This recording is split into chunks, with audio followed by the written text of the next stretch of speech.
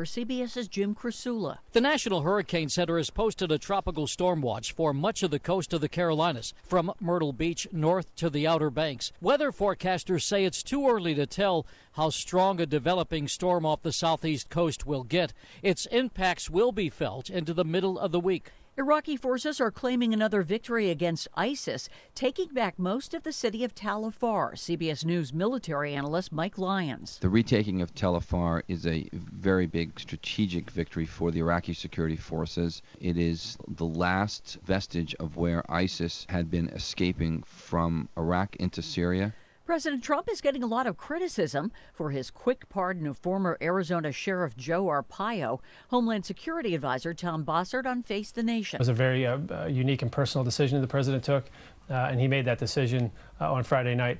I don't think that took up more than a minute of his time on Friday night. Critics say the pardon flouts the rule of law. News of the pardon came on Friday night when it was disclosed that White House staffer Sebastian Gorka was out of a job. Richard Cohen with the Southern Poverty Law Center. It's not clear to me at all that Mr. Bannon and Mr. Gorka's departure will mean anything to a Trump administration. They should have never been there in the first place, particularly Mr. Bannon, who was proud of the fact that he had created the platform for the alt-right at Breitbart. This is CBS News.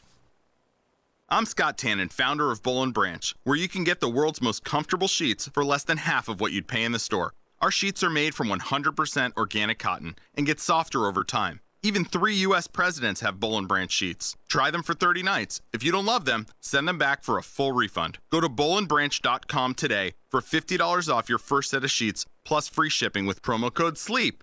Spelled B-O-L-L and branch.com. That's bollandbranch.com, promo code SLEEP. Not available in all states. Hey, Tracy, heard you started your own business. Yep, a Reese & Irvy's frozen yogurt vending franchise. It's the latest revolution in healthy frozen yogurt. My robots... Wait, your robots? Yep, my robots deliver 7 flavors of delicious and healthy frozen yogurt to customers in high-traffic locations. And Reese & Irvy's provides everything we need to succeed. And the robots do the work? They work so I don't have to. How can I get my own robots? Simply go to froyofranchising.com, enter promo code 7474, and submit your information. That's froyofranchising.com, promo code 7474. It's been a deadly weekend for mountain climbers in Europe. 8 mountain climbers were killed in 3 alpine accidents over the weekend. In the Austrian Alps east of Innsbruck, 6 climbers were roped together when they fell at 6,500 feet. 1 slipped and brought down the others. A survivor is severely injured. Then in the northern Italian Alps, 2 climbers fell into a crevice and to their deaths. Others in the group, including 2 13-year-olds, were injured. And in a separate accident in the same region, an Italian climber was killed by falling boulders. Larry Miller, CBS News. Oklahoma has significant budget problems, and teachers haven't gotten a raise in a decade. It's gotten to the point where charities are trying to help. In Tulsa, Habitat for Humanity has built houses for 2 teachers who couldn't afford them and has applications for a dozen more.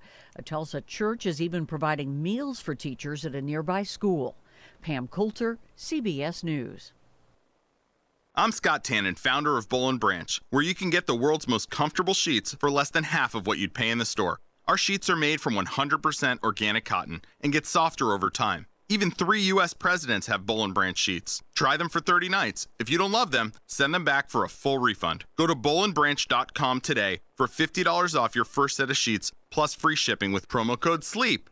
Spelled B-O-L-L and branch.com. That's bollandbranch.com, promo code SLEEP.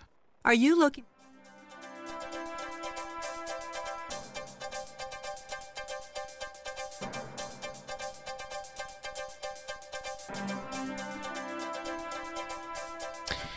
Good afternoon. You're listening to AM 1080, FM 1041, KSCO.com, 405. A beautiful Sunday afternoon. Hope everyone's having a good one. I'm Jason Strube. It's time for your weather and traffic.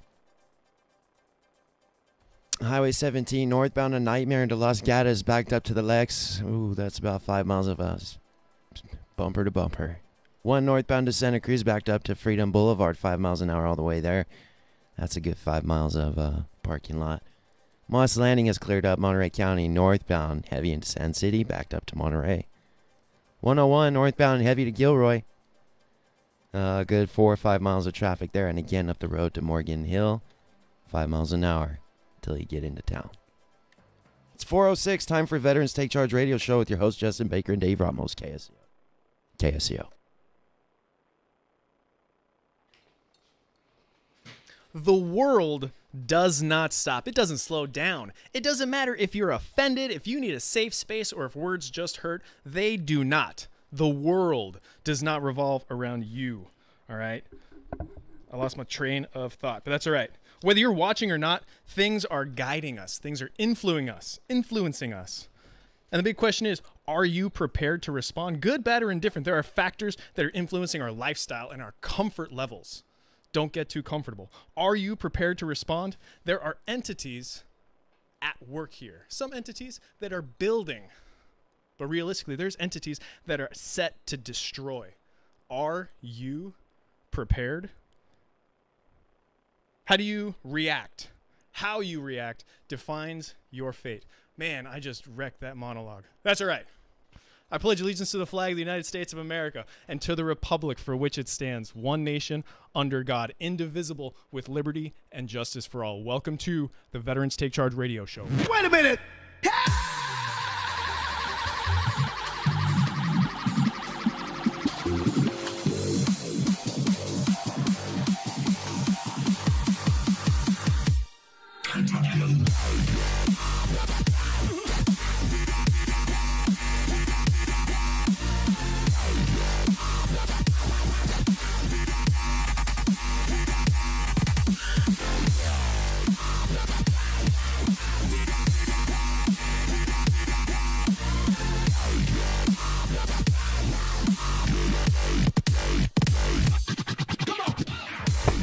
Locked and loaded, this is Veterans Take Charge Radio. Welcome to today's broadcast.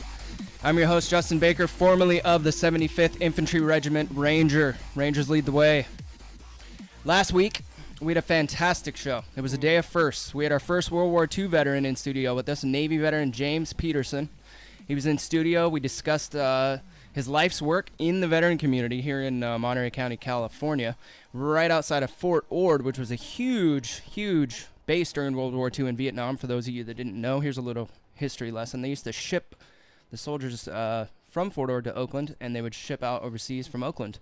So we have a huge veteran community here in the San Francisco Bay Area, Santa Cruz, Monterey Peninsula, and Veterans Take Charge is here every week to support them with information and knowledge about the services available. Today we're going to be learning about the Warfighter Academy. And we've got an in-studio guest who we're going to introduce you to in just a few minutes. Let me see here. Last week we discussed with James Peterson the Great War and his interpretation of the recent racially charged protests and violence here in the U.S. that's been taking place, propagated by neo-Nazis in America. JP was an amazing guest. JP, if you're listening, you're welcome back anytime. I like that guy. Bring your World War II buddies with you, because we want to get your stories while we still can. We want to get you guys on air. Then we had Navy SEAL Perry Yee. He discussed his organization Active Valor. Check that out at activevalor.org. We talked with Perry about his Navy SEAL training, the infamous BUDS course, his transition and challenges, and what led to him founding the organization Active Valor. Perry and his crew are doing amazing things for the veterans and the Gold Star families by way of Valor Adventures. It's there's a canine outreach program. Care packages are available to troops overseas, and this is why we do what we do. We want you guys to know what's available to you. If you've served, you should have access to the services that are there for you. Dave. Yo. What are you doing, man? I'm dancing. No, I'm just kidding. Hey, Proud and Steadfast. So before we jump into it, we got a whole bunch of announcements and all kinds of cool stuff. I'm going to hunt the good stuff right quick. For all of you who are looking for employment, there's some specific opportunities. So the Pacific Veterinary Specialists, the Pacific Veterinary Clinic, is looking for emergency and specialty veterinary technicians. So if you are or know someone who's looking for a job in the animal care industry, email info@pacificveterinaryspecialists.com. Highly recommended, because they, my significant other is the one managing that clinic, and she needs some good quality people to help her with animals. So there's also Janice of Santa Cruz. They are looking for some medical assessment specialists, once again dealing with people who are inebriated. There's no easy way to say it. Dealing with inebriates. You know, this is the recovery center. So if you are interested in working with myself, as well as a bunch of like-minded, motivated individuals who are dedicated to health and recovery, email sam_price@janissc.org. All right. The Veteran Memorial Building. The Veteran Memorial Building is looking for a building manager, general building manager. So if you want to work with a tremendous group of individuals, being the veteran community and everybody who goes into the building, if you want to schedule and coordinate things, if you want to have interactions with Public Works, the Parks and Rec Department, email me. dr@ksco.com. That will get to me. So the Veteran Memorial Building, we're looking for a building manager. So those are the employment opportunities. Now there's some pretty awesome events coming up. Combat Veterans Motorcycle Association of Nevada is getting ready to have a poker run in Las Vegas. Go to Facebook and look that up. The Combat Veteran Motorcycle Association of Nevada and their upcoming event. Also go to facebook.com/KSCO Vets. The Veterans Take Charge Radio Show Facebook page has got that event, and I'm going to push that out again as soon as we can. CrossFit Amundsen, September 3rd, Faith Works Ministry. This is an amazing thing that I am highly invested in and I really like. You get to go do CrossFit, you get to go hear some ministry, you get to go eat some food. What's best about this is that the environment is led by Greg Amundsen and Josh Montz. Freaking awesome in its own right. But the personnel there are, again, highly motivated, like-minded, good-natured people, warriors, if you will. People in the military, communities, veterans, law enforcement, all of the above. Greg, we saw him today. I always get all amped up and juiced whenever I see that guy. You know what I'm saying? He's awesome. Yep. Ranger Road, Mikhail Venikoff, September 14th and 15th. They are hosting a surfing event right here in Santa Cruz. He's taking 5 to 10 veterans here to Santa Cruz to come surf. Who doesn't want to surf? First off, who doesn't want to surf? Second off, if you could surf with Mikhail Venikoff, 2006 Ranger of the Year, United States Army. He's also part of the SWAT team, MMA fighter. The dude's awesome. The dude's freaking awesome. He was telling us they were crushing cars with tanks the other day. Just because. That sounds awesome to me. Dude, I want to do that. I would love to drive. It's freaking rad. Run over a car with a tank. And also, this is a pretty darn awesome big announcement. This is my big Hunt the Good Stuff thing for the week. We are officially part of the Military Appreciation Channel, Radioactive Broadcasting. Thank you very much, Jonathan Dotson.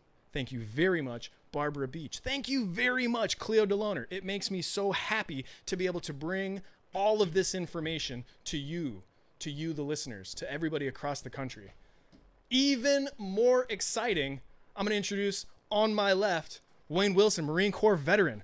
Man, what's up? I'm going to give you a high five, brother. What's up, man?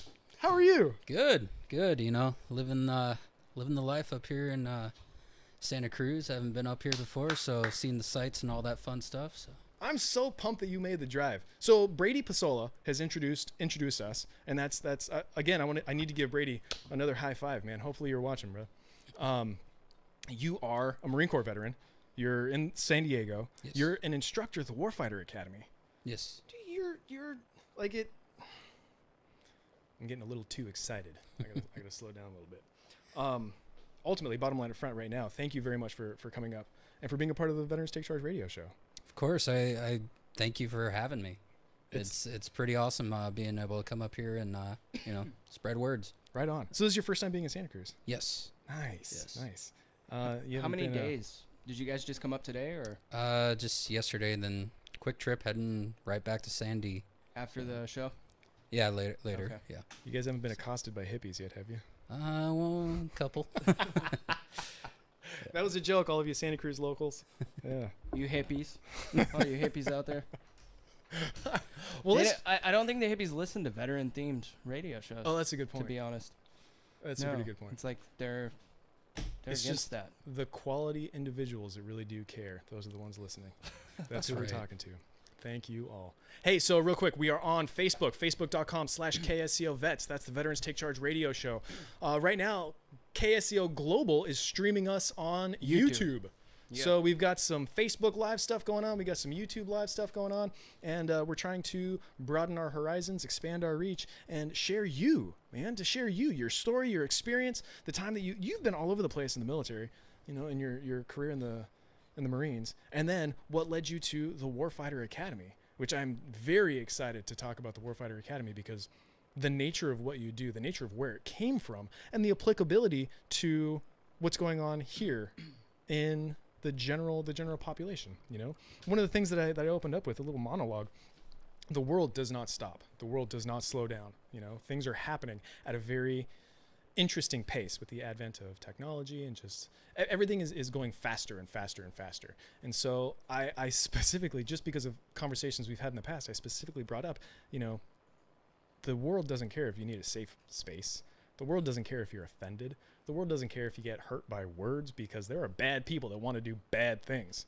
And the Warfighter Academy is dedicated to training people how to react properly. Definitely. That's probably one of our biggest things is we use the term gunfight just as a general term, the fight, whatever that fight may be. And everything that we do with Warfighter Academy is taking what you do and increasing your odds of winning that gunfight. Increasing, as a matter of fact, increasing the odds of survival in the most horrendous of situations. Yes. And I think some of the more prominent situations that we've seen in the last couple of years, you know, we've got school shootings and stabbings over at train stations, and we've got random bombs blowing up because people are just, I mean, I'll say it, people are assholes. Can't say that on the radio. Anyway, so let's we got a few minutes before the break, so we can start this conversation right here and right now. When you joined the military, was there anything in your background or an experience, any family members that were like, you should do this? Or was it something that was born of your own thought? Like, hey, I should join the Marines. So anybody who knows me can tell you that my entire life, I definitely wanted to be in the military. I wanted to serve my country. And I like it. I what drew me to the Marine Corps was for me personally, I mean, it wasn't, even though it's a bonus, it wasn't, you know, just the uniforms and all that other fun stuff, but it was definitely that camaraderie. And my grandfather, who is retired Navy, the reason why he got out of the Navy in the 70s, and, you know, he was World War II, Korea, Vietnam vet. Wow, no kidding. He was UDT frogman, led SEALs in Vietnam, et cetera, et cetera. So he has one hell of a story. Wow. The reason why he got out of the Navy is because it was no longer fun for him anymore. He didn't have that same camaraderie. Seriously, that was the sole reason. He just wasn't having any more fun. And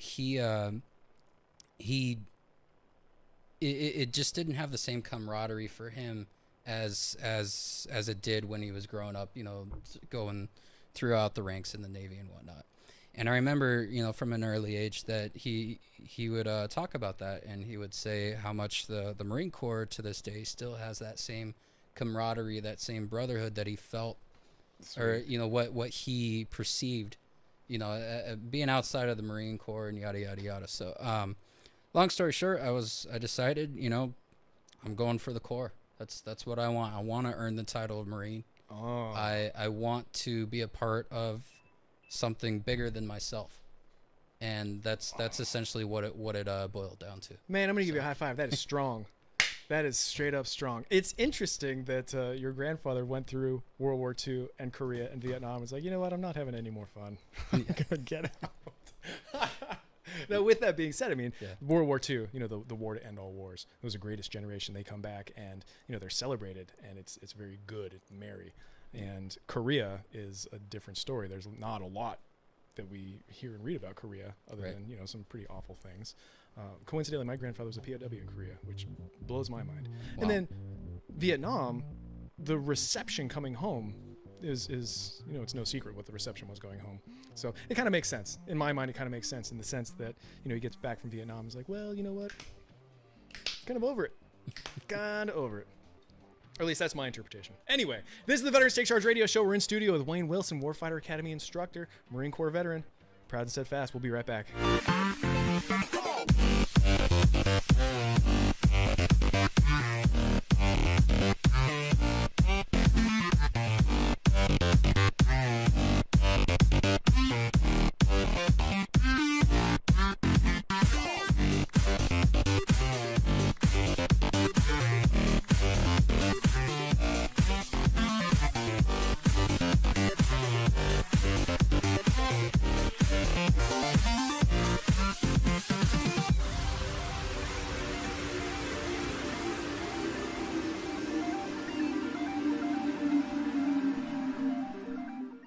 This is Alan Lundell, a.k.a. Dr. Future on KSCO Radio. 10 years ago, we bought a house out in Boulder Creek. It was a gamble because we love to be around bandwidth and power. We found the perfect house with incredible view, but no bandwidth or power. I was very despondent. I was reading Wired, and I ran across this Silicon Valley executive who lived in the Santa Cruz Mountains, and he claimed he had bandwidth. He was getting service from some group called Etheric Networks. So I gave him a call. Etheric put a dish on our roof, and boom, we suddenly had amazing bandwidth. It's been 10 years now. We've been very, very happy with their service. KSCO Residential Special. Residential service up to 10 megabits per second, symmetric, that's up and down, for $85 a month and $199 installation, with guaranteed minimum speeds and uptime, unlike our competitors. Etheric Networks. Call 650-399-4200.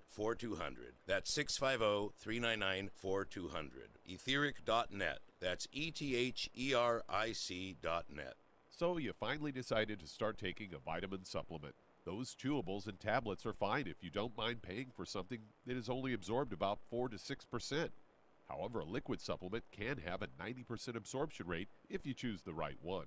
Youngevity offers a wide variety of liquid supplements with a 90% absorption rate or more. Beyond Tangy Tangerine may be the best one ever invented.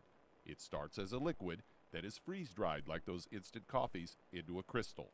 Then all you have to do is add a couple of scoops to water. No refrigeration, no fuss, no mess.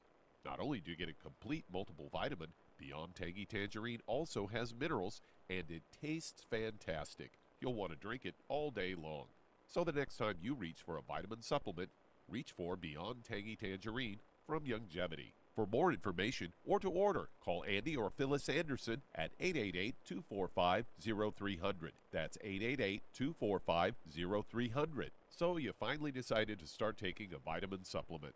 Those chewables and tablets are fine if you don't mind paying for something that is only absorbed about 4 to 6%. However, a liquid supplement can have a 90% absorption rate if you choose the right one.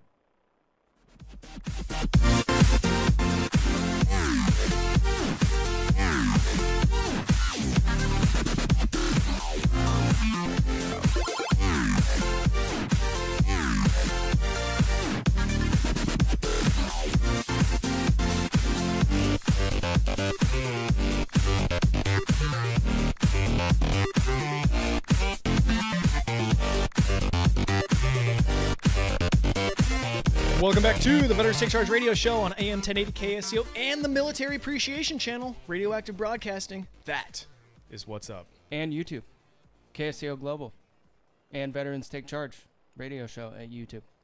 Check it out. We have a YouTube channel? Yeah, dude, I was just looking at it right now. There's like 40 videos loaded on it. What? My favorite one is the one about the depleted uranium, anthrax, and Gulf War syndrome, and how all those things are actually... Good Lord. That's a conspiracy theory, as you guys like to call it, but I think it's actually a conspiracy. Yeah. So we're in studio with Wayne Wilson. You were just telling us about the reasons you joined the military, and they were very. You wanted to commit yourself to something bigger. You wanted to serve your country, and that speaks volumes to me, and I know that it speaks volumes to other people listening. You know, that's a very patriotic thing to do. And so that brings me back to September 11th, obviously, because September 11th is a day that lives in infamy. It's something that literally changed the global environment. You know, the climate was if you're not with us, you're with the terrorists. And all of a sudden, like, all hell's breaking loose. You know what I'm saying?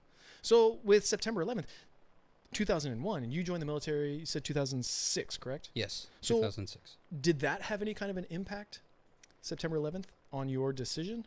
Like, where were you that day? Definitely. It reaffirmed my conviction. So this is dating myself, or not even dating myself, but I was in middle school at the time. Oh. And so I was, youngin', right? And I remember, because I've always been an early riser. I can't sleep in. It's one of those things. And perfect for the military. Yeah. So I remember being awake, and of all things, I was mostly mature growing up, and before going to middle school, I sometimes would watch the news, and I remember that when I turned on the news, I turned it on right at the moment when the second plane hit. Oh my God. And you know, I remember thinking at the time, what movie is this? You know, I was like, am I on the right channel? You know, like what movie trailer is this for? And then I realized, no, this is real. Like this is happening. And I remember I got a phone call from a good buddy of mine he and I are very similar. You know, he can't sleep. He and I went to boot camp together. My buddy Brendan, and Brendan called me, and you know, this is whatever time in the morning, California time, and he calls me and is like, "Hey, bro, are you watching right now? I think you it's see what amazing, happened?" Like, some middle school kids are watching and fielding this stuff. Yeah, I know. We, you know, youngins, you know, could not wait to get out of high school so we could join the military. Wow. That was us, and those were for the most part, the majority of the people that I surrounded myself with.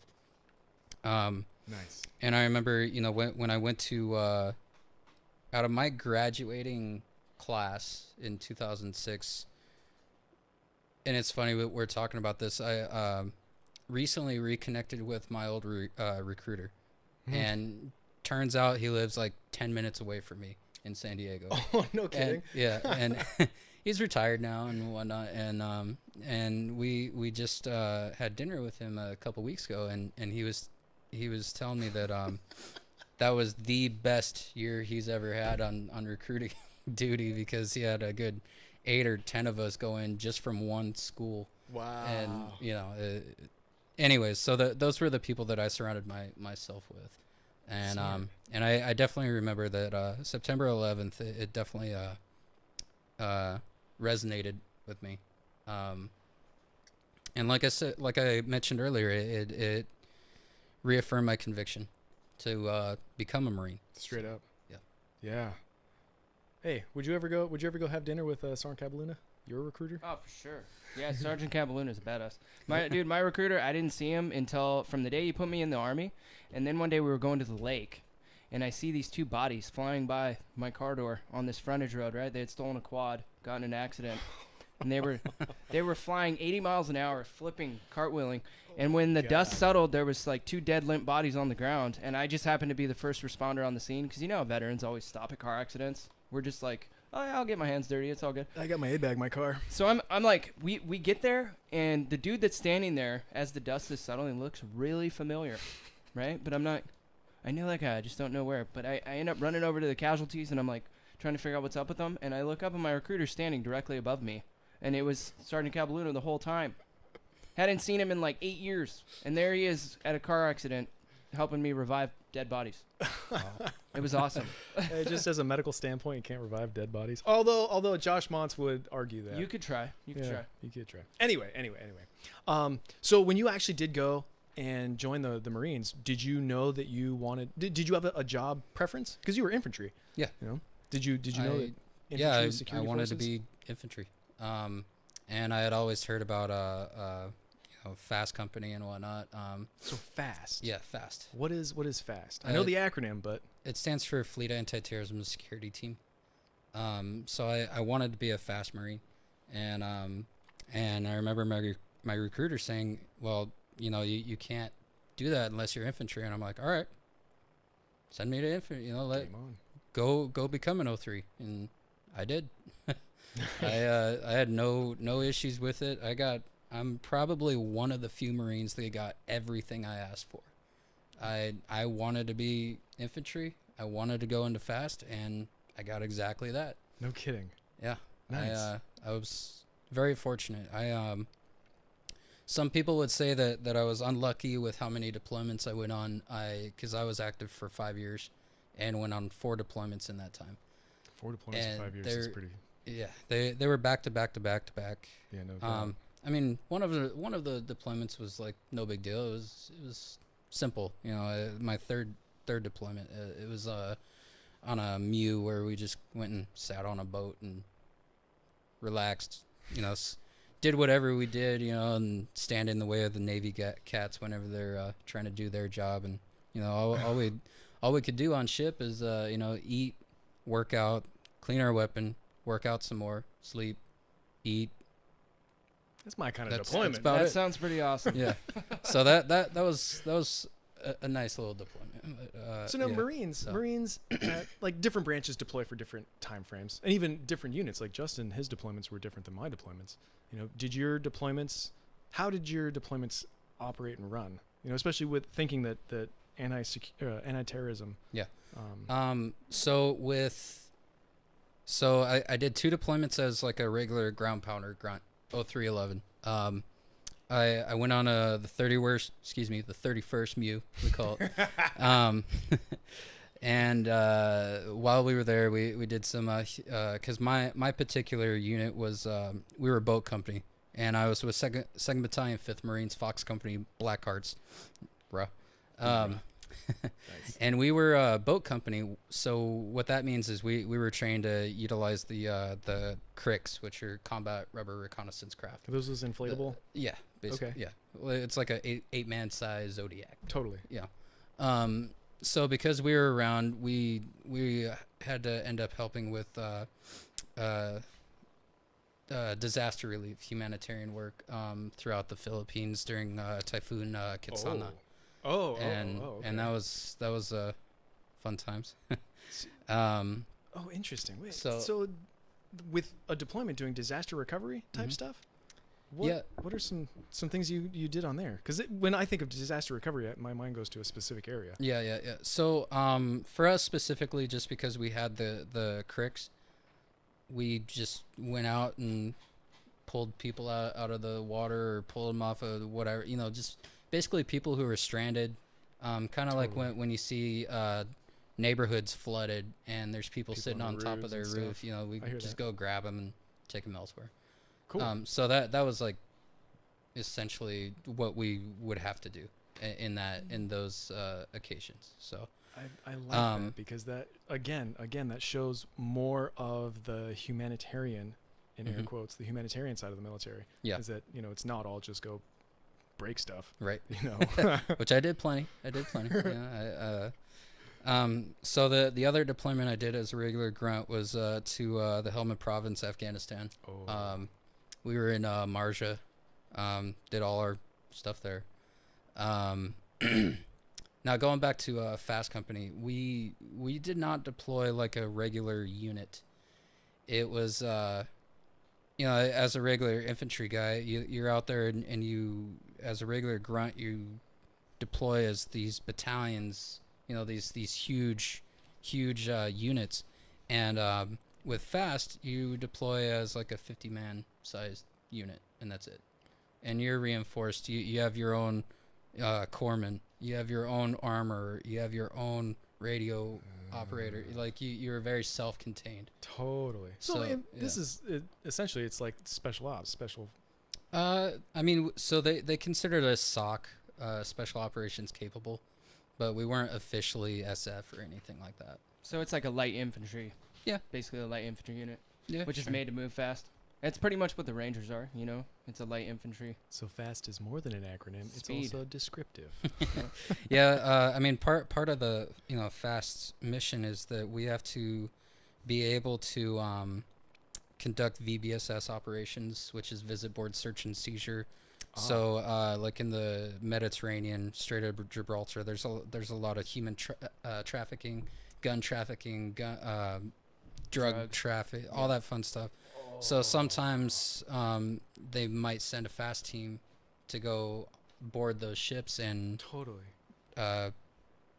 you know, just look through the ship and whatnot.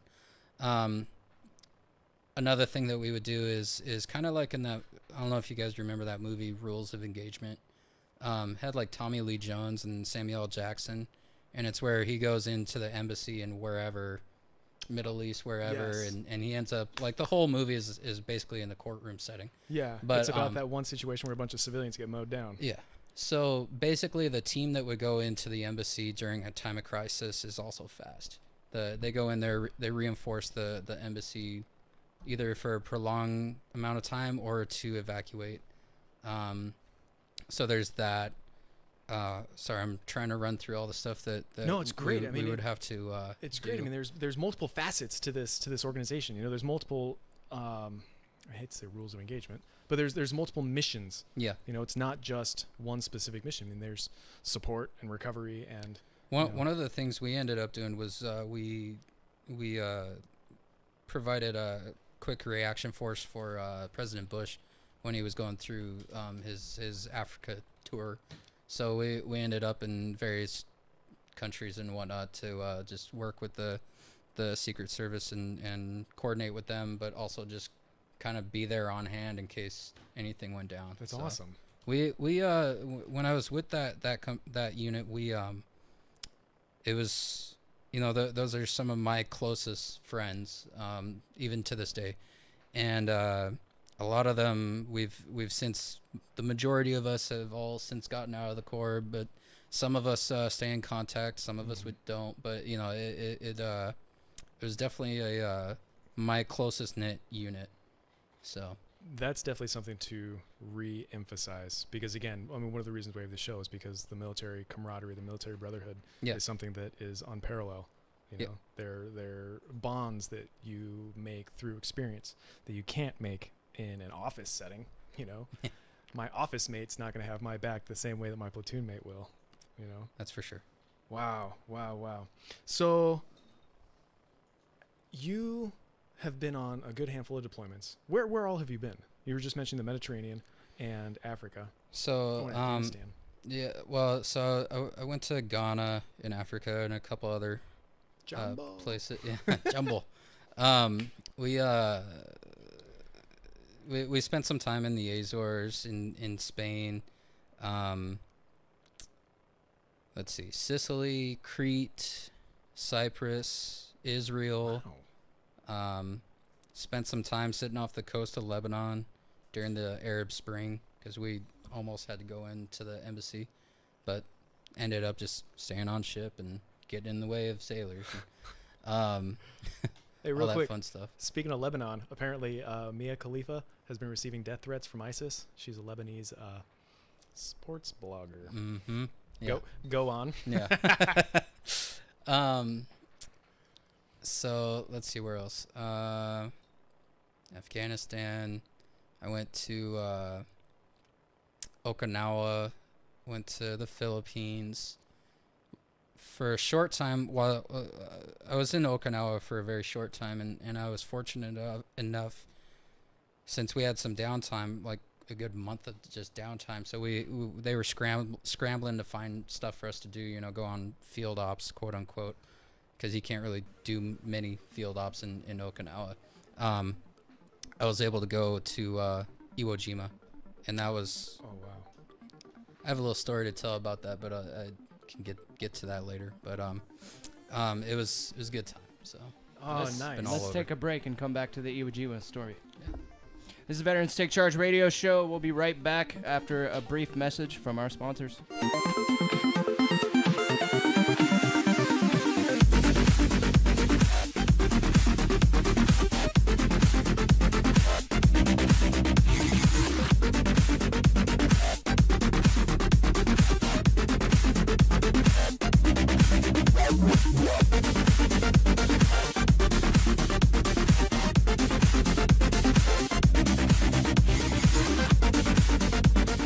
When it comes to selecting a doctor, dentist, or an accountant, we all want to know who is going to take care of us, right? So before you select a gunsmith, I invite you to drop by Del Valle Gunsmithing and get to know us. Hello, I'm Ray Parga, owner of Del Valle Gunsmithing in Marina. I am very proud of the reputation we have earned in our 30 years of service to the Central Coast community of gun owners and soon-to-be gun owners. Drop by and get to know us. We are at 224 Rhinedollar in Marina. Here's what you will find happening right now at Del Valle Gunsmithing. Mention you heard Ray on KSCO, and he will cover your California gun registration fees on in-store gun purchases. We all want to know who is going to take care of us, right? When it comes to your handguns and rifles, choose the family-owned gunsmith with a 30-year reputation of excellent service.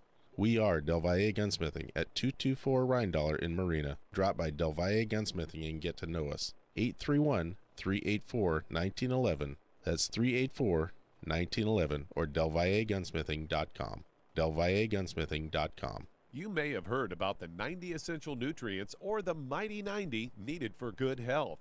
But with all the products out there, what exactly are they talking about? The Mighty 90 is 16 vitamins, 12 amino acids, 60 plant-derived minerals, and 2 essential fatty acids. So, now you know. But with all the products you see and hear advertised, what exactly do you buy to come up with the Mighty 90 and the right ratios to promote good health?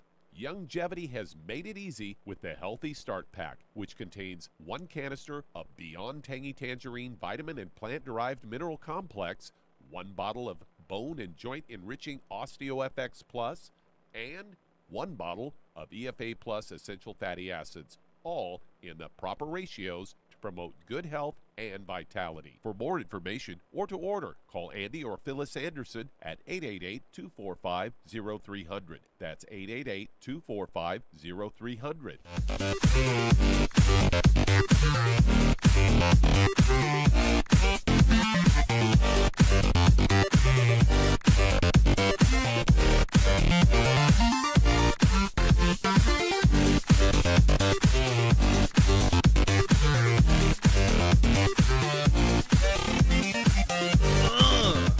Proud Steadfast, welcome back to the Veterans Take Charge Radio Show. Quick shout out to Eric Treadaway, sir. Thank you very much for continuing to be a inspiration to a lot of different people. Mr. Treadaway is what's the word I'm looking for?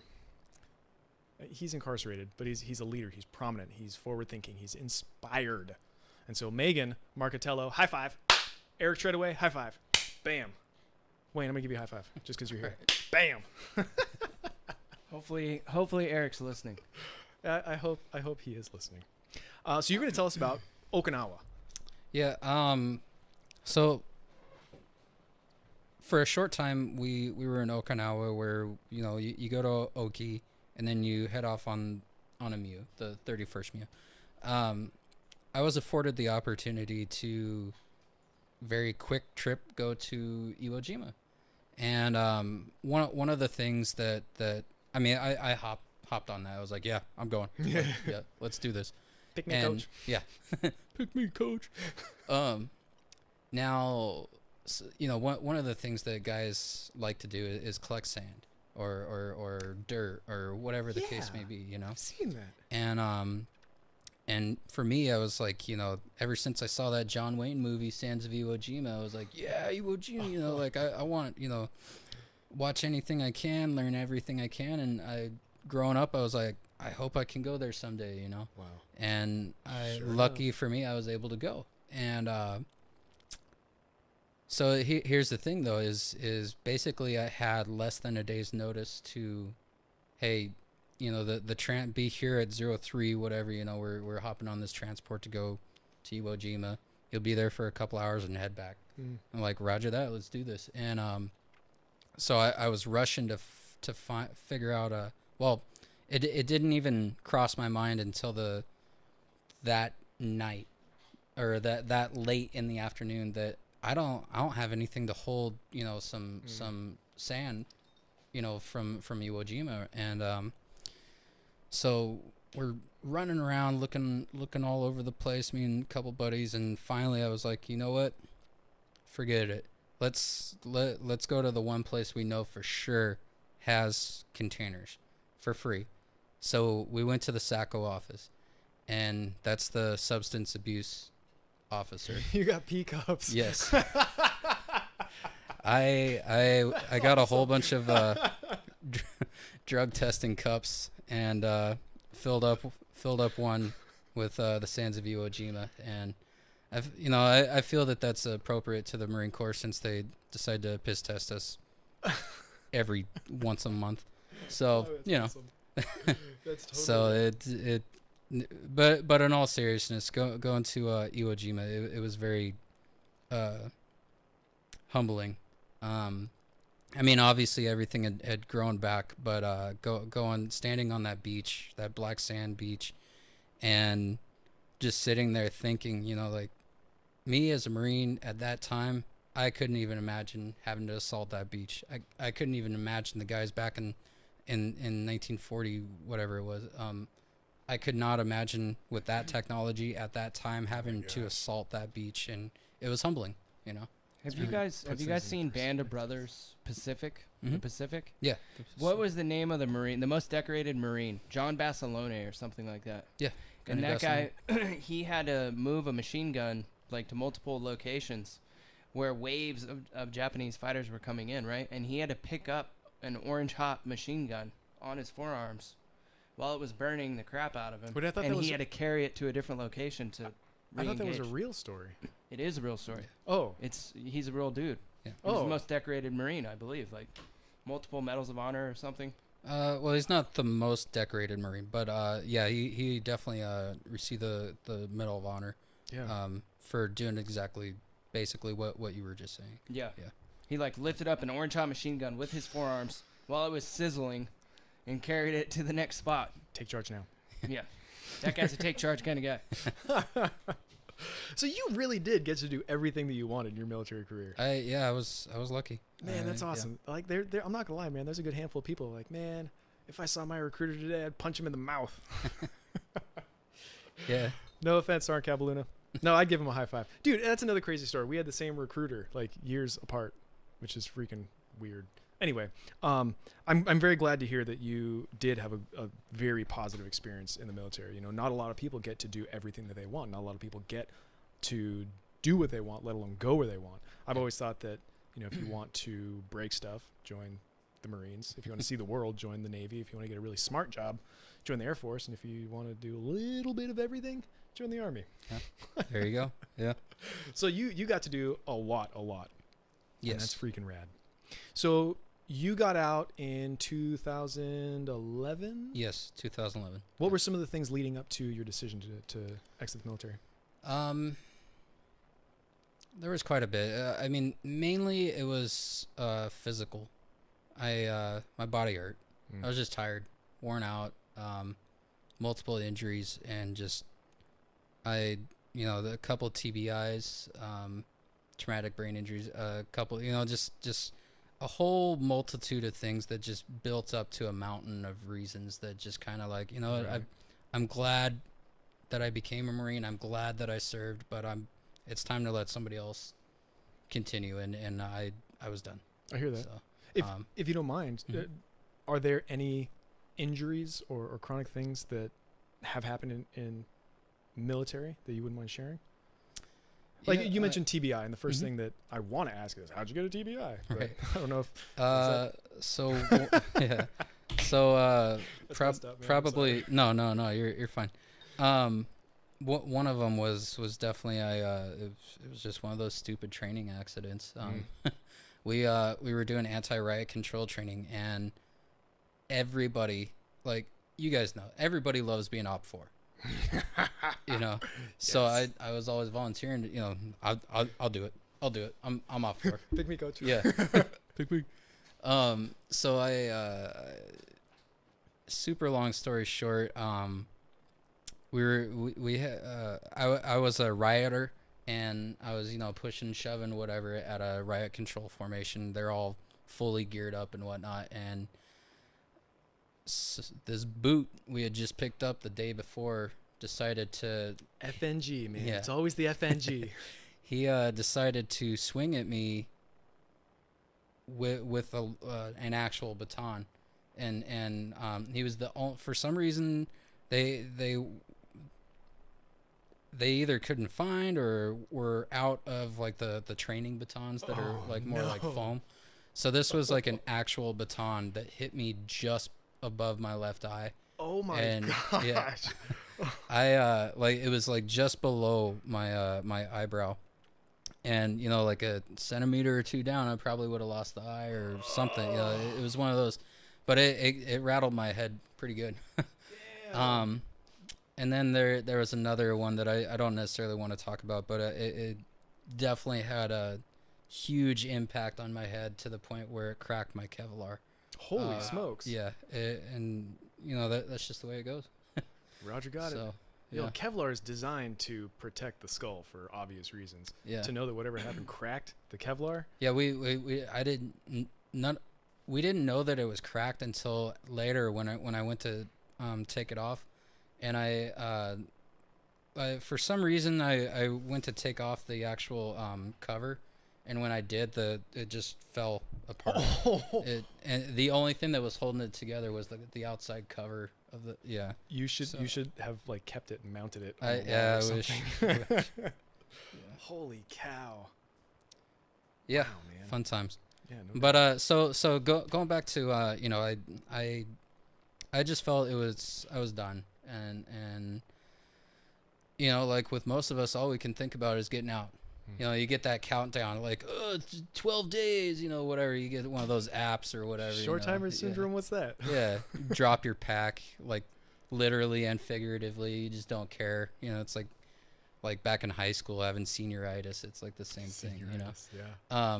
And that's all I could think about was getting out. And for me, I was afforded the opportunity to run the high adventure program at a Boy Scout camp in kind of just outside of San Diego. Well, I guess it's technically in San Diego County. Were you at Camp Pendleton when you exited the military? Yeah. Oh, yeah. So this is perfect. Yeah. So I went to this Boy Scout camp. I was still in the Corps, but I was on terminal. I had my DD 214 and whatnot, and they sent me to school just so I could get all the proper certifications, and I spent that entire summer just running the high adventure program at Lost Valley, Shopi Scout Reservation at Lost Valley. That's the name of the camp, and I had a blast. Because it was still regimented. It was not necessarily exactly like being in the military, but you had to be places at certain times. You had to. I had to lead people. And everything that I was doing was zip lines, high ropes courses, all that fun stuff, and so it was a good little transition for me at that time because I don't curse around children. So being around children for 3 months and teenagers for 3 months, it changed my language. Being a grunt in the Marine Corps, and you develop a certain jargon and develop a certain language. Yeah, exactly. So I when I was done with that period of time working at the scout camp, I was like, well, I guess now I got to find a big boy job. And that's kind of actually where, for me, transitioning out of the Corps really sunk in. All of a sudden, you're like in the civilian world. I'm culture shock tremendously. Exactly. The scout camp helped. It definitely did. But at the same time, it definitely. That's when it finally hit me. Was a couple months after I got out that like, hey, I'm not around my buddies. Like, I don't get off of work today and go play beer pong with my other NCOs or whatever. Right. I don't have the ability to be around these guys as much as I was able to. All of a sudden, my sounding board is gone. Yeah. And that's when I went through a period of depression, but I held it in. I'm a big tough Marine. I can't show, stoic. Yeah. There is no weakness. Exactly. So I held all of that in, and I know that for me mentally it was not a smooth transition from active duty to civilian life. But at the same time it wasn't the worst. I know that there's a lot of guys who have had much worse experiences. And it took me a long time to find a new outlet, find a new place where I could be around buddies, right. Have that camaraderie.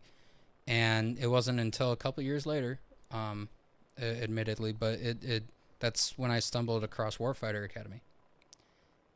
And with Warfighter Academy, I heard about it through a friend, and they weren't officially open yet, yada yada yada, and I remember hearing about what Warfighter Academy does, and I was like, yeah, I want to go check it out, because at the time they were vetting veterans to be instructors, and I remember going there, and I had my butt kicked.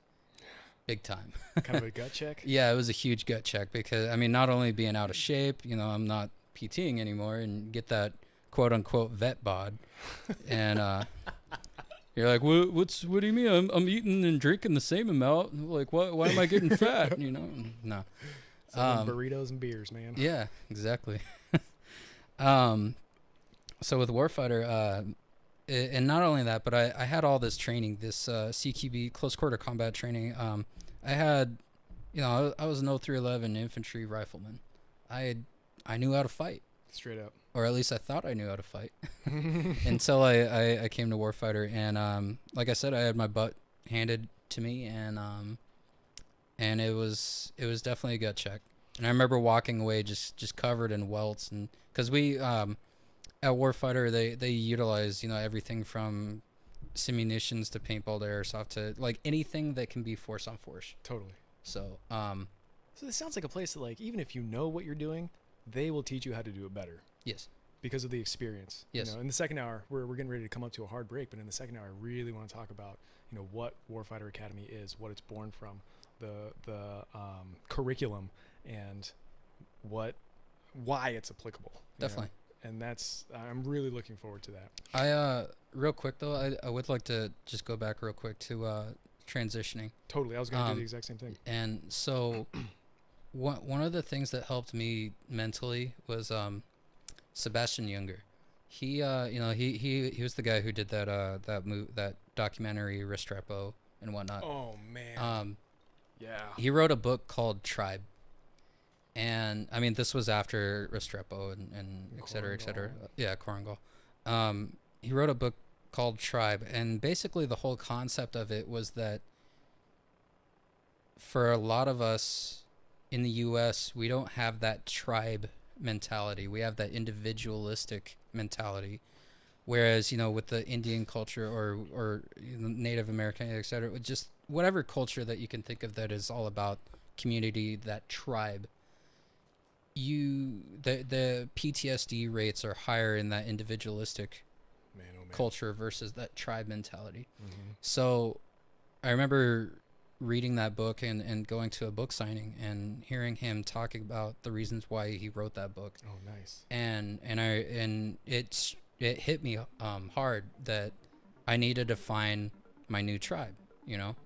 And if anything, I always want to throw that out to vets out there that when you're getting out of the military, you need to check out of the Corps, you need to check out of whatever branch of service, and check into your new tribe.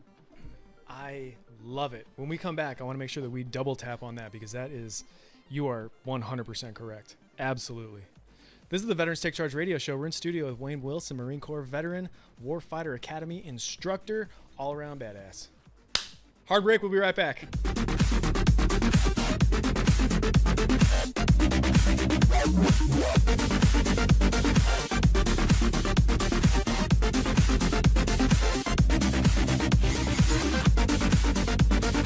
KSCO, Santa Cruz.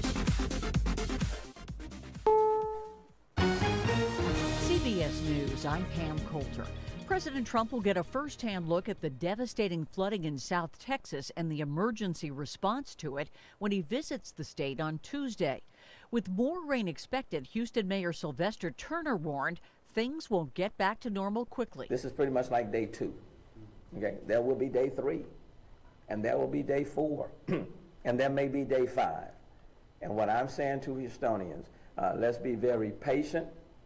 Let's not think, okay, it's been 2 days and now it's time to get back on the street. CBS's Jerika Duncan is in waist-high water near downtown Houston. We have seen cars abandoned. We have seen people struggling to get help in some instances. But all in all, people know that they need to stay inside. It is very dangerous out here. And of course, we already know that this is just the beginning. Houston is expected to receive even more rain. At least 2 people have died, but Texas Governor Greg Abbott said it could have been much worse. In places that were hardest hit by the hurricane, such as near Corpus Christi, down by Port Lavaca, areas like that, people were able to evacuate and get to safe ground, and as a result, it minimized any loss of life. Tropical Storm Harvey struck at the heart of the nation's oil and gas industry. Energy analyst Phil Flynn. We have over a quarter of U.S. oil production shut down in the Gulf of Mexico, over a quarter of natural gas production shut down because of this storm, and so that's going to impact supplies. He says pump prices could jump as much as 25 cents a gallon. With an alt-right rally planned for Berkeley, California today, counter-demonstrators sent a different message in Chicago. Reporter Sandra Torres was there. Whose streets? Our streets! With a rally at Federal Plaza, hundreds kicked off the anti-hate protest in Chicago. Similar protests took place across the country. The Ku Klux Klan, Nazis, other fascists, were planning to organize in the Bay Area today, and the people of Berkeley and San Francisco called not only a march in Berkeley and San Francisco, but solidarity marches across the country. With signs saying unite and fight against racism, they marched to Trump Tower. They say it's to show that racism is not just present in cities like Charlottesville, Virginia. He wouldn't comment on President Trump's values, but on Fox, Secretary of State Rex Tillerson said there's no question about America's commitment to fighting injustice. We express America's values from the State Department. We represent the American people. We represent America's values, our commitment to freedom, our commitment to equal treatment of people the world over, and that message has never changed. His comments come after a United Nations panel criticized the official response to racist violence. Mr. Trump's comment that both sides were to blame for the violence at the white supremacist rally in Charlottesville touched off widespread outrage. This is CBS News. I'm Scott Tannen, founder of Boll & Branch, where you can get the world's most comfortable sheets for less than half of what you'd pay in the store. Our sheets are made from 100% organic cotton and get softer over time. Even 3 U.S. presidents have Boll & Branch sheets. Try them for 30 nights. If you don't love them, send them back for a full refund. Go to bollandbranch.com today for $50 off your first set of sheets, plus free shipping with promo code SLEEP. Spelled B-O-L-L and branch.com. That's bollandbranch.com, promo code SLEEP. Are you looking for senior care for your mom or dad but don't know where to start? Hi, I'm Jen London with The Place for Mom. Nobody knows your parent or loved one better than you, and nobody knows senior living better than the experts at A Place for Mom. It's a free service, and we've helped thousands of families find the right place for their mom or dad. There's a place for answers, A Place for Mom. Call today. Call A Place for Mom at 1-800-379-1174. That's 1-800-379-1174.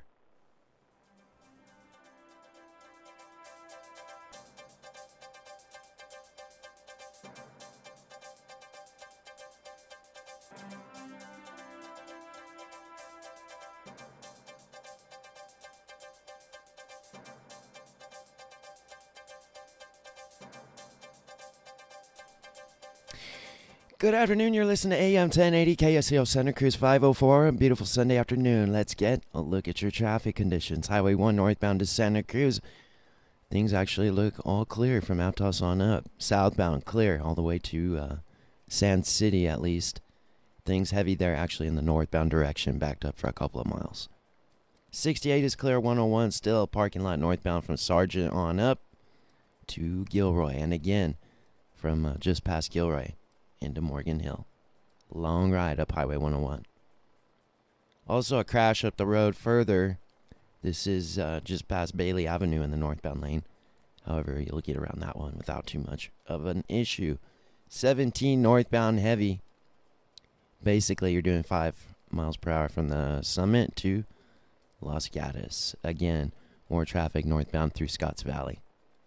Otherwise, your major roadway is pretty good. 156 as usual on a Sunday afternoon. Heavy to Prunedale, you may want to take Black Key Road. Quick look at your forecast. It's 71 right now here outside the KSCO studios by the beach in Santa Cruz. We'll have cloudy skies tonight, overnight, a low near 60 degrees, sunny tomorrow with a high near 80 degrees, more like 90s inland. It's approaching 5:06 at KSCO, time for hour 2 of the Veterans Take Charge radio show with your host Justin Baker and Dave Ramos.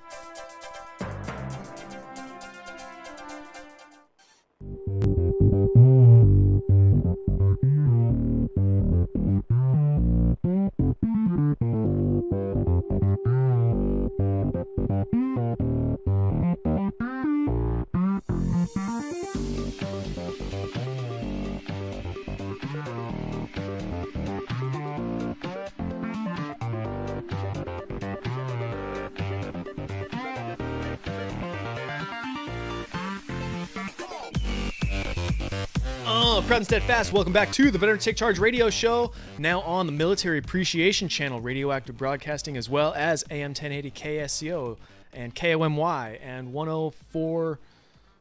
I forgot. We're on we're all over. Hey, so welcome back to the show. We're on too many to remember well. I want to push out these real quick announcements once again and jump back into our interview. So if anybody wants to work at the Veteran Memorial Building here in Santa Cruz as the general manager, the building manager, I have a job description. I have a whole bunch of information. Please email me. Email veteranstakecharge@ksco.com for any information about any of this stuff. The Veterans Memorial Building, once again, is looking for a building manager. Janice of Santa Cruz, the leader in addiction and substance abuse treatment for the Santa Cruz County. Janice of Santa Cruz is looking for recovery center medical assessment specialists.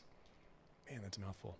If you would like more information on that, email veteranstakecharge@ksco to get a hold of me. But if you want more direct information for a job working at Janice of Santa Cruz, email Sam_Price at Janus, JANUS, SC.org. If you or a loved one loves animals and happens to be a veterinary technician and wants to work in specialty or emergency medicine for animals, please email info@pacificveterinaryspecialists.com. Once again, that's info@pacificveterinaryspecialists.com. We're looking for people, folks. You guys have skills. We have needs. Let's do it. Veterans Take Charge at KSCO.com. Now, I want to talk a little bit more about transition with Wayne Wilson, Marine Corps veteran, Warfighter Academy instructor. So the question that I wanted to ask about transition, freaking A, has escaped my doggone brain. I had it, man. I had it. Man. Do you have any interface with the VA when you got out? Yeah. Has the VA been pretty good to you? No. Well, I mean, it sounds like they're making up for your amazing but, experience during the military. They're like, all right, well, karma. Yeah. No, so I definitely had. After those couple hits to the head, they had me on medication because I developed a familial tremor disorder type deal, where I just shake. Yeah. Okay. And it's not Parkinson's. It just from too many hits to the head, you get to the point where you just sit there and shake. And so I was on medication to alleviate that, which helped big time. When I got out of the Corps, it was so hard to get refills that I just said screw it, and I just stopped. Oh. And so I kind of had to go about my own way of trying to hide the shaking. How interesting. And it was hard, and like a lot of coworkers, they would comment on it, and I would just shrug it off, whatever. I don't want to talk about it, but I mean at that time, and so over the course of a couple years and whatnot, it took a lot of convincing from a lot of good friends, both military and civilian, that like, hey, you need to go back, like go back. Seriously. And it was bad, like, I mean, not only that, but I was migraines all the time. I mean, I still get migraines, but at least I have medication for it now. But right. and just for me, it was migraines, shaking, bad shoulder. I had a shoulder injury, a knee injury, and whatnot. And we all get those. Yeah, right. Whatever injury, whatever it is. Mm-hmm. Yeah, exactly. So when I first got out of the Corps, I definitely had those issues with the VA, and I just said, screw it, I'm done. Over it.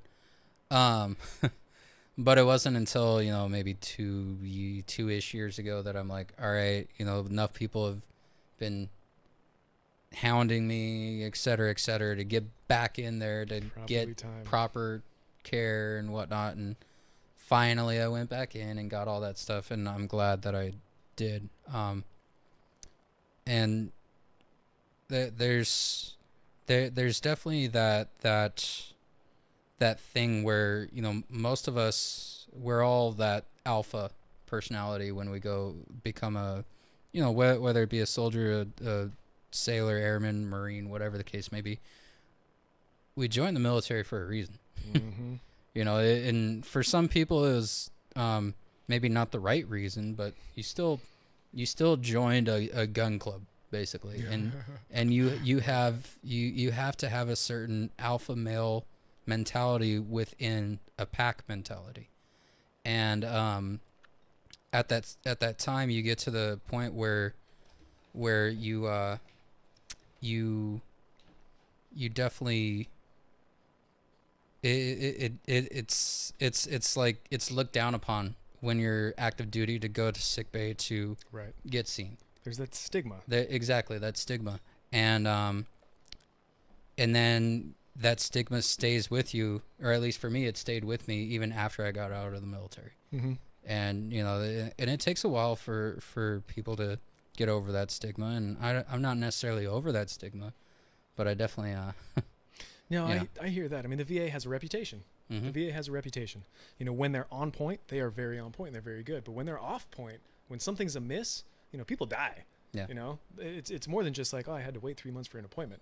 You know, it's like people have life-changing, life-altering, and life-threatening conditions, and if they're not being met halfway, it's just frustrating, you know. But I would like to say that I think that I feel like the VA is taking a positive upward turn. Mhm. You know, recently, the Yeah. last you know little chunk of time, the VA has received a lot more attention and has been improving. Here in the Monterey County, we have this new VA DOD clinic, which sees veterans as well as dependents and active duty, and I believe reservists. You know, and they recently just jumped open to, you know, full spectrum. Here we go, game on. You know, Right. they did a soft opening in phases, and recently everything is now available. And I would really like to think that now the right people are being more and more involved in the operation of the VA. You know, there's plenty of our battle buddies that have gone to school, and, you know, James Keeley is a prime example. Mm. He went to San Jose State University for recreational therapy, and now he graduated as one of the leads of his class, and now is working in the system. And I would like to think that veterans take charge now. You know, we have got that oomph and that, you know, I have a mission, I have a goal, and I'm going to go and fix the VA from the inside out, because obviously fixing it from the outside in is a freaking, man, that's a train wreck. Yeah. That's a train wreck. Anyway. So you got out of the military and you were working Boy Scouts again. Do you know Perry Yee? Yeah. Yeah. I know So it sounds a lot like what you were doing and Valor Adventures. Very similar. Mhm. Have you gotten to explore that with him? No, to be honest, he and I don't really talk too much about work. Whenever we hang out, we just... That's probably cool. That's probably better. Yeah, we just stay away from anything work related and just do whatever it is we're out and about doing. So that's good. Yeah, that's good. I wish I had more friends like that. What led you? Well, you kind of told us what led you to Warfighter Academy, you know, and having Mhm. that gut check, which I think is freaking rad. We've heard about a couple of different instruction organizations, and in the back of my mind, I thought like, oh, that would be awesome. I Mhm. want to go do that. When you were in the military, did you do any instruction? That kind of no? So when you got to Warfighter Academy, you know, what was the process to become an instructor? So there's a vetting process. I mean, first off, you have to go in there and just get your butt kicked repeatedly. Like it's one of those things where it's, you know, it's not a typical job where you hand in a resume and have a little interview. No, like our resume is, are you a veteran? Are you a combat veteran? That's all we care about. Like, are you a combat veteran? All right, go hop in and let's see what you got. And you go in, you do these drills, and for those of you who aren't familiar with Warfighter Academy, we train in close quarter combat. We train in land warfare, active threat response, et cetera, and everything we do is very little. There's very little PowerPoint. The majority of it is hands-on, force-on-force training. Straight up. You are straight up fighting every single time. Force on force. Yes. Can you explain force on force? Sure. So there's 4 of us in this room. Basically, I would hand all 4 of us whatever weapon, and you and I are on a team, and you and him are on a team, and whatnot, and we're fighting, and that's you are literally fighting under supervision and whatnot. You know, it's safe, but you are in the middle of a gunfight with, you know, sim rounds or whatever the case may be, whatever training medium we're utilizing. It's not like paper targets and dummies. No.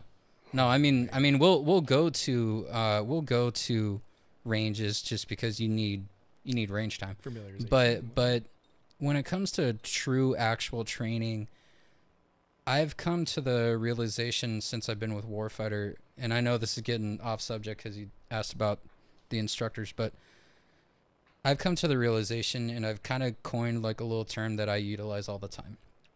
In the military, we are not trained to gunfight. We are trained to range fight. Everything we do is on a range. Interesting. You have left and right lateral limits. You have all these other stupid things. You can't advance too far because somebody might run into your line of fire, whatever the case may be. It's kind of a sterile environment because there's so many restrictions. Exactly. And not only that, but nothing's shooting back at you. It's a one-way range fight. Everything that you're doing in the military. You know, it doesn't matter. I mean, how often did you actually go out there and utilize sim rounds? You know? At least from my experience in the Marine Corps, it was very few times.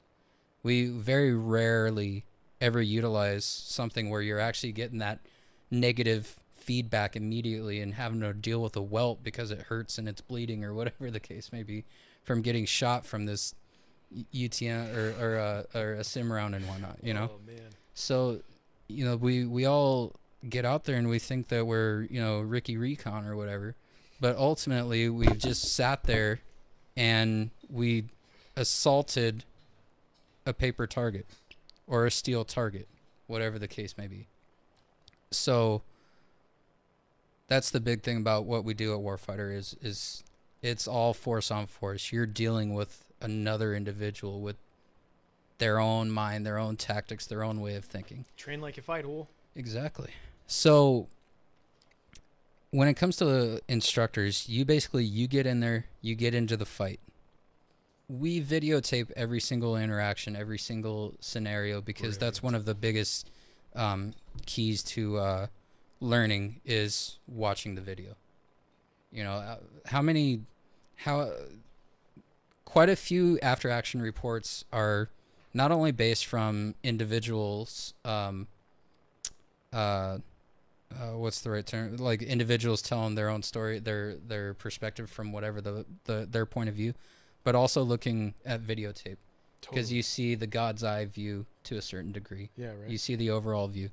So we videotape everything, and that's where the real true learning comes into play because you have somebody like our master instructor, Dave Maydern, who is sitting there breaking down every little single thing, every little detail that an individual is doing based off of what he's seeing on the video screen.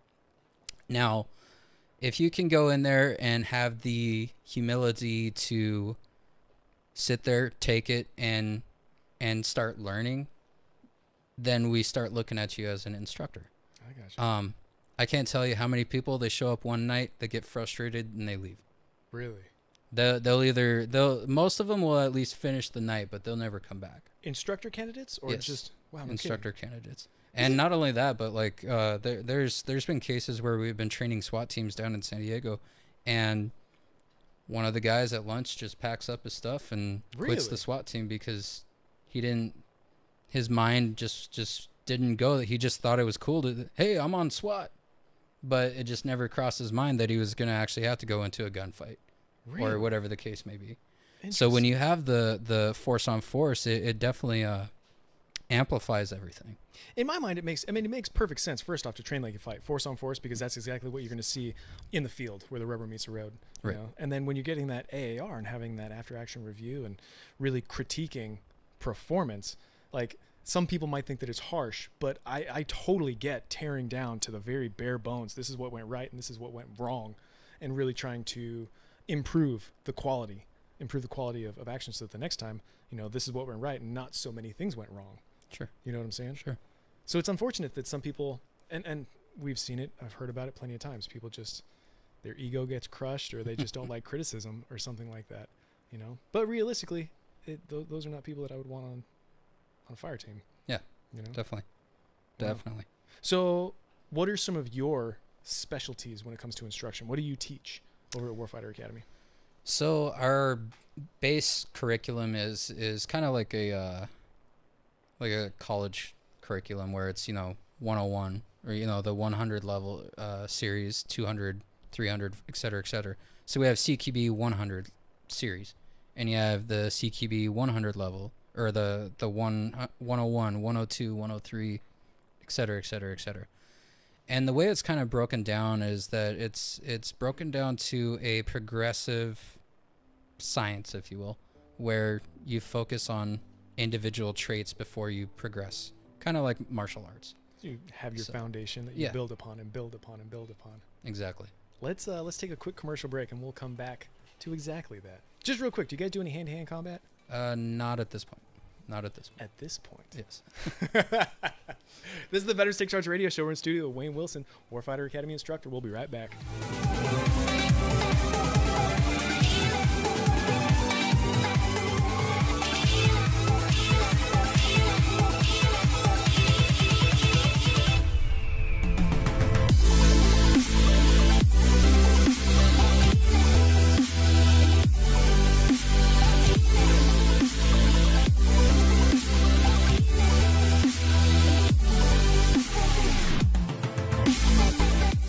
Hi, I'm Rebecca Costa, host of the Costa Report, right here on your favorite radio station. And do I have great news for all of our diehard fans? If you're wondering how to preempt danger and failure ahead of time and get the jump ahead of all others on opportunity, then you're going to want to get my new book titled On the Verge. Get your copy of On the Verge at Amazon and fine bookstores everywhere. You'll be glad you did. That's On the Verge. Available at Amazon and fine bookstores everywhere. On the Verge shows how a little foreknowledge goes a long way. We have more data about what's coming down the pike than at any other time in human history. So act now. Get your copy of On the Verge at Amazon and fine bookstores everywhere. You'll be glad you did. That's On the Verge. Available at Amazon and fine bookstores everywhere. Get your copy today. And now, burrito tips from Epicurean experts Rick and Rosie. By the way, folks, if you haven't tried this burrito place in Watsonville, I'm sure everyone has their favorite, and it's not quite Burrito Bash. They have Michoacan up the street. They have like a Michoacana, which is kind of like a California chain. Okay. I always really like it. Guacamole on the side, guacamole with chips, sometimes guacamole in the burrito. It seems to be very uncommon. I put avocado in Yeah, my that's what burrito. she always says. Like, you meant avocado, right? Like, no, I want the guacamole in the burrito. Yeah, I have it instead of the beans. I prefer the avocado. Oh, whoa. The beans are mealy. You just took cheese off a pizza. You just took bacon out of a BLT. You just took peanut butter out of a peanut butter and jelly. Don't miss Good Morning Monterey Bay weekdays 6 to 9 a.m. on KSCO. And listen anytime on the KSCO mobile app.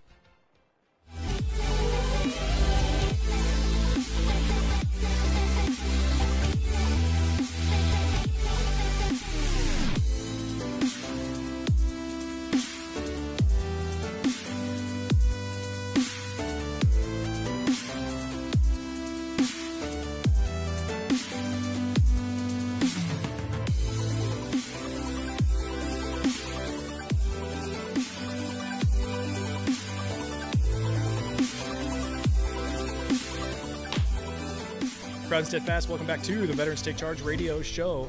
We're hearing about the Warfighter Academy and their layers of instruction. I think it's super rad in the sense that it's built on skill level. You know, the 100 series, the 200 series, 300 series. You know, we were talking offline, and one of the things also that I think is extremely important, not just in this setting, but in every setting, is learning how to operate as an individual, being secure and confident in your own functionality, because then you can really add on layers of teammates and team members, you know, that know how to functionally depend on each other. And the first metaphor that pops into my mind is the Spartans. You know, they got the shield in one hand and they got the sword in the other hand, and the shield is not to protect themselves. The shield is to protect their battle buddy on their side. It makes perfect sense to me. It makes total sense. So you were talking about the layers of instruction and how the skills are layered on top of each other. Right. So basically at the very basic breakdown, you have CQB 100 level or series, 200 series, 300, etc., etc. And at the 100 series, those classes, it is all based on the individual. It's based on, weapon transitioning, shooting platforms, just basically how to look technical or whatever, Do you guys have an arsenal that you like of training rounds, or an arsenal that you guys work with, or like if I'm Joe Schmo and I happen to have a Smith & Wesson, do I bring my own gun? All right. No, it depends on where exactly we're training. Sometimes it might be something as simple as airsoft, or something as simple as basically anything that'll shoot and give you that positive or negative, depending on how you look at it. That immediate feedback, whether it be a paintball, airsoft round, sim round, whatever the case may be. So at the 100 series is focused entirely on the individual. Nice. And then you move on to the 200 series that's when you're starting to look at your surroundings, how to utilize cover versus concealment, et cetera, et cetera. All right. But you're still only focused on you as the individual. And then it's not until the 300 series that you start introducing the team mentality. Okay. One of the things that's out there is that with tactical training, it's all tactics based. There's a doctrine of this is how we do it, and this is how you continue to do it, which is good and bad. It's good in the sense that everybody knows what you're doing, but it's bad because you become predictable. And we talk. Everybody knows. Yeah, everybody knows what you're doing, and that's one of our biggest things with Warfighter is that we're not tactics led, we're principle led. We have principles, guiding principles that lead us to a certain direction. That way you can stay unpredictable. So the tactics can evolve as long as the principles are continuously being met. Yes. That's brilliant. So it's all about the principles that lead you to get the mission accomplished, right? Straight up. And one of the biggest things that we're constantly talking about is that OODA loop. You have the observe, orient, decide, and act. OODA. And at the basic breakdown, that is the OODA loop is your decision making process. You drop a pen. So I observe that I drop my pen.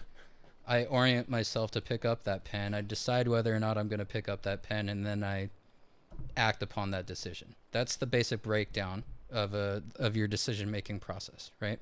That's And within our guiding principles,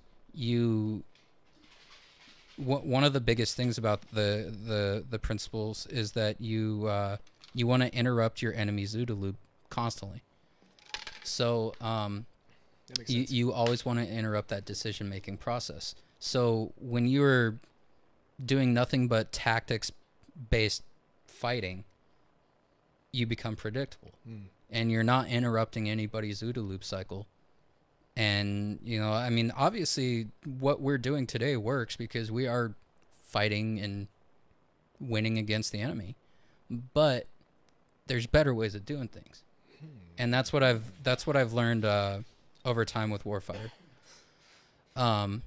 So moving on back to the curriculum, you need to learn how to do everything by yourself. And then the 300 series, that's when we introduce the team mentality. And then the 400 series focuses on all the above, but in a low light and a no light setting. So you're learning how to read shadows, read shapes, read et cetera, et cetera. But like if I were to just throw anybody right into a 400 level class, you'd just be chewed up because there's too much going on. There's too much mental stimulation going on. So that's why you got to build up to it. From the very beginning, are students faced with Op 4 from the very beginning, or is that something that's introduced later on down the line? No, the students you're going through the class with, you are all up for. So this is game on. Yeah, it's we don't care who you are. We don't care what training you've had. You start from the bottom and work your way up. And there's a reason for that. You know, that it's a different mentality. I'll admit that you know, for a lot of us, it took us a while to get rid of our bad habits from, well, not, I don't want to say bad habits, but like, but I know exactly what you mean. You know, it took us a while to retrain our muscle memory, because I was so used to running into a room, running the long wall, whatever the case may be, you know, and we don't necessarily do that with Warfighter, and there's reasons for it, that are very good reasons. You know, you know, it's like I said, everything's principle based, and there's reasons behind those. Talk about that. You were talking about Dave Maynard. He's the main instructor, right? Yeah. He's a Navy SEAL. Yeah. And he's the one who came up with the curriculum? Yes. So tell us a little bit about how he came up with the curriculum and why it's an evolution in progress. Right. So Dave Maynard, he is a Vietnam era SEAL, Navy SEAL, and he sorry, I'm trying to gather my thoughts. But so he's a Vietnam era SEAL, and over the course of time, he had all this different training, et cetera, et cetera. He actually went into the SEAL reserve teams. So he had while he did his time as you know, the reservist, whatever it was he was doing at that time, in between that, he was running. He was constantly just running force-on-force training in whatever place that may be. And it got to the point where he was training at the Fleet Training Center, or he was a instructor at the Fleet Training Center, teaching VBSS and CQB. And for the course of 10, 12 years, he was doing nothing but force-on-force training every single day for 12 years. And over that course of time, he figured out that a lot of the stuff that he was doing as a Navy SEAL, what he was taught in the teams, it didn't necessarily apply to every single situation. So you need to learn how to be adaptable and learn how to read a situation and attack it from a different way. So doing these things for 12 plus years, he created his own way of doing things, and those were the foundations of what we teach now at Warfighter. It's like quality assurance, quality control, having something and then building up on it. Well, I mean, not only that, but then he spent 20 plus from after 9/11, he went on 20 plus combat deployments to Afghanistan and Iraq. Oh my God! And that's when the real life applications came into play. So that's when he tweaked his curriculum. Because after that, I mean, it seems like warfare kind of changed after 9/11. Yeah. All of a sudden it's guerrilla warfare, and there's all the rules of engagement. They don't apply to the bad guys. Or right. They don't think. Right. Wow. So it was kind of what we train now, or what we teach now at Warfighter is 30 plus years of experience. That has just been, he's nice. Dave, he's constantly been reevaluating his training, and to the point where it's not, I mean, nothing when it comes to fighting is ever perfect. Right. You always have Murphy's Law of Combat, right? And that's just the way it goes. There is no fix-all for whatever fighting style. Right. But for me personally, what I've found at Warfighter is the best there is. And I firmly believe that, and I stand by that. Nice. So now Warfighter Academy, you guys teach exactly this, force-on-force training and how to protect yourself, how to increase your odds of survival in the most horrendous of situations. Right. What are some of those situations that you guys focus on? I know that like active shooter, which is active threat. Yeah. What else? It kind of depends, because we train military, we train law enforcement, and we also train civilians. And some of our biggest clients are, on the civilian side, some of our biggest clients are stay-at-home housewives. our number one. That makes perfect sense. I mean, if you think about it, you know, if somebody's going to break into your house, in your home, like all of a sudden you got kids watching TV and somebody's climbing in through the window. Holy smokes, man. Sorry, go on. No, you're good. So one of our number one clients was a 90-pound soaking wet stay-at-home mom. And she was very concerned about being able to protect her babies. Makes perfect sense to me. And so seriously, Carol, she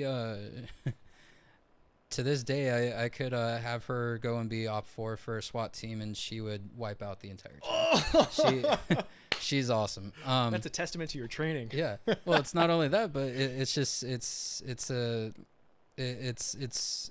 goes to show that one of those equalizers is not only having the right and proper training, but also having the right tools for that, you know, to be able to apply that training. Mm-hmm. And that's kind of what it really boils down to. You know, like our training, while yes, it's all mainly firearms based, you can take the training and the principles and apply it to whatever weapon of opportunity.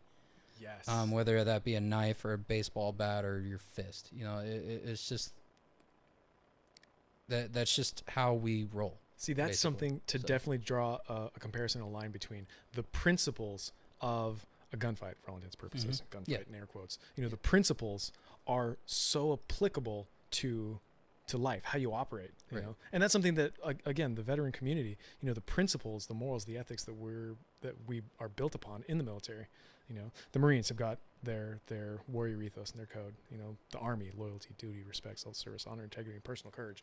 All of those things translate to more than just what I do in the military. Yeah. They translate to more than just what I do on the range or in law enforcement. They translate to how we hold ourselves. They translate to how we run through life, you know? And it again, getting back to the opening monologue, the world doesn't care if you need a safe space. No. You know? Wow. That's awesome. Would you be down to take a phone call right quick? Sure. Sure, why not? Hey, we got about a minute, so let's hear from Richard and Felton. What's up, Richard? Yeah, I was just wondering, military police background, sorry about that baton hit going on, but what do you think about, like, some of the electronic equipment? Yeah, I know there's people that are, like Musk and stuff, they're like talking about artificial intelligence and all that stuff. You're a trainer, so I was just wondering, do you have anything to say about crowd control and where do you think that's going to go? I mean, people arguing with each other or whatever for whatever different reasons. Where do you think the militarization of the police will go?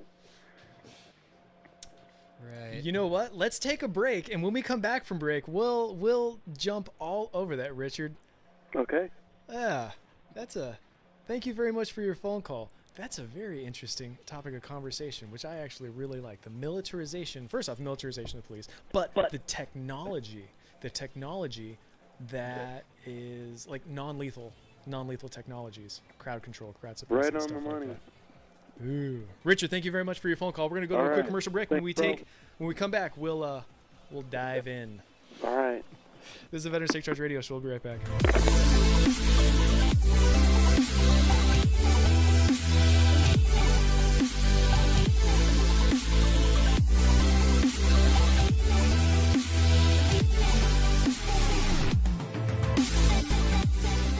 The 17th annual Santa Cruz Chef's Dinner is coming up Thursday, September 14th. This gala event features a 6-course gourmet dinner paired with fine local wines.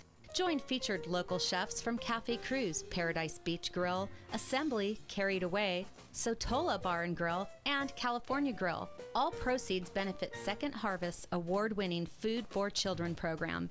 Seats are limited. Buy your tickets today at thefoodbank.org. Sponsored in part by KSCO Radio. Hey, this is Mike Shear, broker with Cruz Properties. Yes, that's right. We're the real estate office that you always drive by up on Highway 17 near the summit next to the restaurant. We are a veteran-owned real estate brokerage for 20 years, specializing in Santa Cruz mountains, homes, and land. We also know the coastal towns from Santa Cruz to Watsonville, from Corralitos to Boulder Creek, and most neighborhoods in Santa Clara County. Buying or selling your home is one of life's most important decisions, and we take it very seriously. It shows that we love what we do. We love to negotiate on your part. We keep you up to date on your transaction and make it as stress-free as possible. Check out our reviews on Yelp and Google. Visit our website, mountainmike.com. You can easily set up an automated search for homes or land. Feel free to call us at 408-353-1116. Again, this is Mike Shear, Cruise Properties on Highway 17 at the Summit. Hey, this is Mike Shear, broker with Cruise Properties. Yes, that's right. We're the real estate office that you always drive by up on Highway 17 near the Summit next to the restaurant. We are a veteran-owned real estate brokerage for 20 years, specializing in Santa Cruz mountains, homes, and land. We also know the coastal towns from Santa Cruz to Watsonville, from Corralitos to Boulder Creek, and most neighborhoods in Santa Clara County. Buying or selling your home is one of life's most important decisions, and we take it very seriously.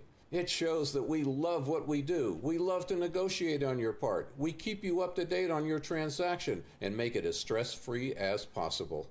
Check out our reviews on Yelp and Google. Visit our website, mountainmike.com. You can easily set up an automated search for homes or land. Feel free to call us at 408-353-1116. Again, this is Mike Shear, Cruise Properties on Highway 17 at the Summit.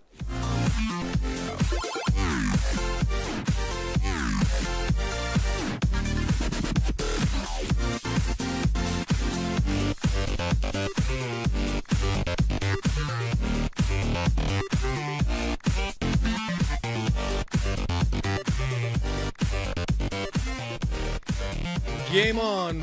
Welcome back to the Veterans Take Charge Radio Show. We got about 15 or 17 more minutes for this broadcast. Wayne, man, I'm going to give you another high five, man. Thank you very much for being up here. Thanks, man. Yeah. So in response to Richard's question, Richard was asking what's our take on the militarization of the police, and I have my own thoughts and ideas about the militarization of the police. Non-lethal rounds, non-lethal tactics, crowd control, Charlottesville and riots all over the place and blah, blah, blah, blah, blah. But with Warfighter Academy, I mean, do you guys teach any non-lethal crowd control type deals? Honestly, no, not right now. And that's just for the simple fact that we're more worried about the active threats, whether that be somebody with a firearm or a knife or whatever weapon of opportunity. And that's what it really boils down to, is being able to identify your targets. And that's target ID. Once you have that flight or fight response, you give everybody, a lot of us know this, a lot of vets have had that response of, I'm here to fight, What? Yeah. So, yeah. So it's one of those things that even though you've had or you've been through some heavy stuff in your life, you need to be able to still operate under those conditions. Stressful conditions. Exactly. Unknown, uncertain conditions. So one thing that we notice is a lot of, whether it be military, law enforcement, civilian, they all get that target fixation or tunnel vision, where you no longer are seeing everything that's going on in the world. You are only seeing that you're fixated on that one object, whether it be a human being or whatever the case may be. So too many people, and it's due to not enough applicable training, too many people may get gunned down or injured or whatever the case may be, just for the simple fact that you have an officer who's out there, has his life on the line every single day, and due to a lack of force-on-force training, you're not able to. You're not used to operating under those stressful conditions on a daily basis. Yeah. So once you are presented this situation, you either operate well or you don't. Simple as that. With Richard's question. Yeah. Sorry, go ahead. No, but going back to Richard's question is, we currently don't train with force on non-lethal training. Well, actually, now that I think about it, it makes sense. I mean, you guys don't do force on non-force. You guys train specifically force on force. Yeah. So, but here's the other thing is one thing that what was it, Richard? He was kind of asking about was the different technologies that are out there and applying those technologies. Nothing beats just getting down into a brawl. All right, you cannot simulate a brawl. It's the same thing for any of these. Again, train like you fight. Straight up. You need to train like your life depends on it. And when you're just sitting there fighting on a rubber mat, or you're shooting at a paper target, whatever the case may be, your life, mentally, you're not training like your life depends on it, because you don't have somebody throwing a punch back at you. You don't have somebody shooting back at you. Now, there's all these different types of technology that are out there for law enforcement, whatever the case may be, and that's great. But the biggest thing is training. James Mattis said that the most important 6 inches on the battlefield are between your ears. It's true. And it's absolutely true. It's brilliant, And really, I think that the Warfighter Academy, their 200 level series being about situational awareness, understanding the environment, in my mind, that would be some of the best training for everybody to take, especially law enforcement, because they are deployed every single day. They're deployed on Battlefield America, and understanding how to properly assess a threat, how to properly identify a critical danger, is some of the best training possible. And that's hard to simulate unless you have dedicated time to training for that. And unfortunately, like with how every department is out there, you have a budget. And the budget isn't to train once a week or whatever the case may be. The budget is once a year you go out for your qual, and that's it. Check the box. Yeah, checking the box.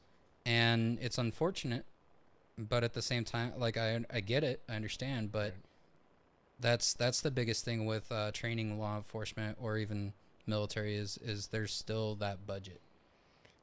This just identifies and highlights the importance of what the Warfighter Academy is doing. Yeah. Because of the style of training, because of where the curriculum comes from, because of how applicable it is. Right. Wow, man. Hey, real quick, we got about 10 minutes left, and I want to make sure that we are able to push out contact information, where people can get more information. Let's just say I'm Joe Schmo down in SoCal, or even Joe Schmo here in Santa Cruz, and I want to go and attend the Warfighter Academy. How would I go about doing that? Right. So basically, we are in the process of pushing out a brand new curriculum, so it's not posted on our website right now. Ooh, so exciting.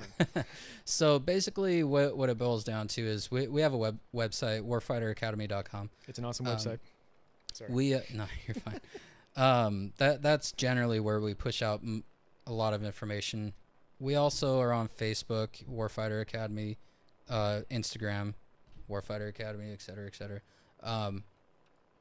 That's where we push out most of our information, classes, et cetera, et cetera. Now, again, for when it comes to civilian training, we don't have that posted just right now, just for the simple fact that we're in the process of revamping everything. Okay. Where we were doing it a certain way, where it was like a monthly cycle.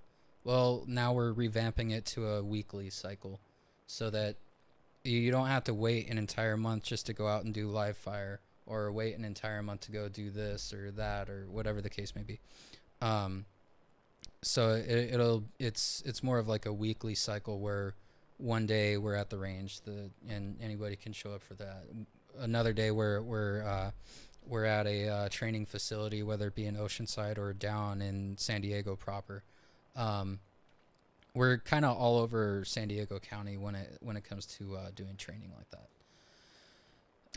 Another quick question. Yeah. So you guys have your own training grounds, right? Here and there. Here and there? So we had our own training grounds, but thanks to a certain city, and I don't it's a whole thing.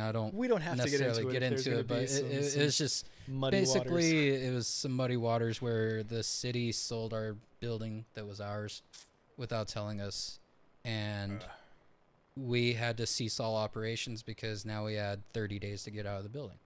Which, oh my gosh! Yeah, it was not a pretty time. Not ideal. So we had to move out of that building, and it was a great facility. We had 32,000 square feet of just CQB training. Oh, that sounds fun. It was amazing.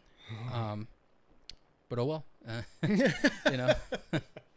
But no, we have other training facilities that are all throughout San Diego County that we are utilizing currently. It's just not known to the public just yet, just because we haven't pushed out that new information just yet. It'll be coming out soon, though. Okay. At least for the civilians.